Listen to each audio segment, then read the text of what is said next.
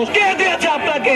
কে দিয়েছে? যখন জল কামান দেখলাম তখনই মনে হলো শিক্ষা উপদেষ্টা কোন ষড়যন্ত্র আছে। আজকে এই আমার সহকর্মীর উপরে অন্যায় হওয়ার পরেও, রক্তাক্ত করার পরেও, গালে থাপ্পড় দেওয়ার পরেও যারা আজকে প্রতিষ্ঠানে যদি কোনো কুলাঙ্গার যদি শ্রেণীকক্ষে যায় তাকে আমরা ধিক্কার জানাই। আমাদের সহকর্মীকে যেভাবে লাঞ্ছিত করা হয়েছে তার প্রতিবাদ স্বরূপ আমরা কর্মবিরতি দিয়েছি। সুতরাং সেটা মানতে হবে। আমি বিশ্বাস করেন আমার হৃদয় আঘাত লেগেছে। এভাবে থাপ্পড় মারার দৃষ্টতা দেখানোর কোন সাহস যার অতীত ভবিষ্যৎ যাতে না পায় সে দৃষ্টান্ত স্থাপন করতে হবে। একজন শিক্ষকের গালে থাপ্পড় দেওয়ার সাহস কে দিয়েছে আপনাকে? কে দিয়েছে? আমি বলতে চাই, আপনাকে বলতে চাই, আমরা শিক্ষক, আমরা মহান পেশায় আছি, আমরা এরা তীব্র নিন্দা জানাই, প্রতিবাদ জানাই।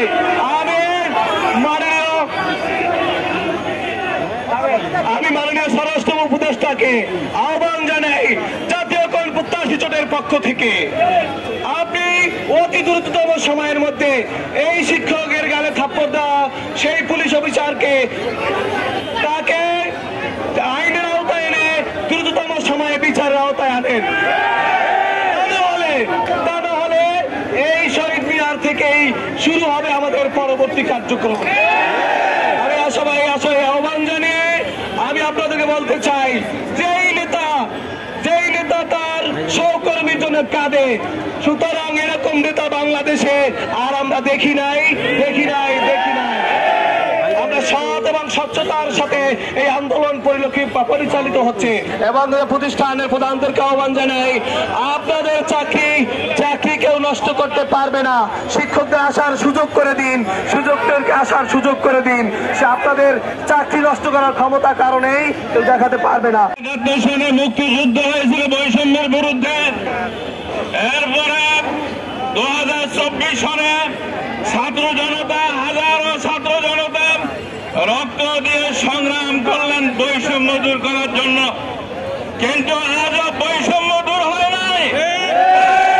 বৈষম্য বিরাজমান।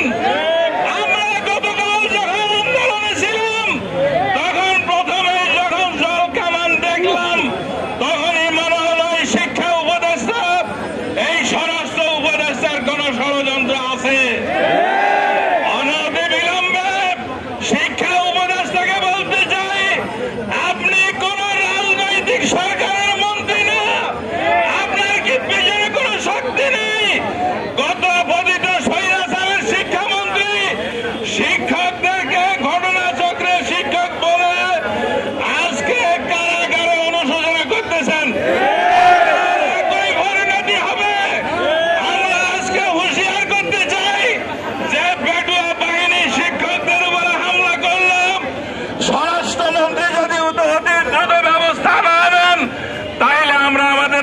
শিক্ষার্থীদেরকে মাঠে নাগাবো ইনশাআল্লাহ।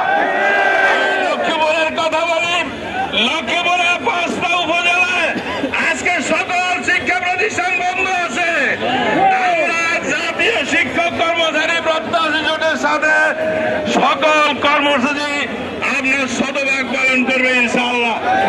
একই সাথে কেন্দ্রীয় নেতৃবৃন্দকে বলবো, আমি আজি স্যারকে বলবো, শুধুমাত্র ক্লাস বর্জন না, আমরা প্রতিবাদ করব, আমরা জেলা প্রশাসক বরাবর স্মারকলিপি দিব, আমরা বিক্ষোভ করব, সারা বাংলাদেশে আমরা অবস্থান তৈরি করবো ইনশাআল্লাহ।